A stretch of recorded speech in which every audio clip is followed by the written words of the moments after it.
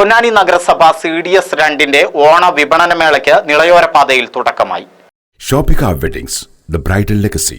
Vice chairperson CP Zakir അധ്യക്ഷത വഹിച്ച ചടങ്ങിൽ CDS ചെയർപേഴ്സൺ ആയിഷാബി സ്വാഗതം പറഞ്ഞു. നഗരസഭാ ചെയർപേഴ്സൺ CV സുധ ഉദ്ഘാടനം നിർവഹിച്ചു.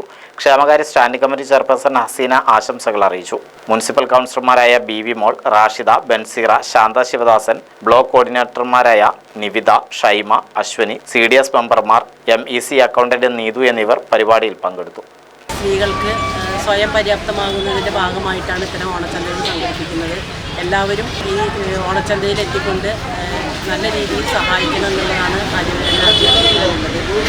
നമ്മുടെ അടുക്കള സമ്പുഷ്ടമാക്കുന്നതിനോടൊപ്പം വിപണി കൂടി സമ്പുഷ്ടമാക്കുകയാണെന്ന് കുടുംബശ്രീ പ്രവർത്തകർ ചെയ്യുന്നത്.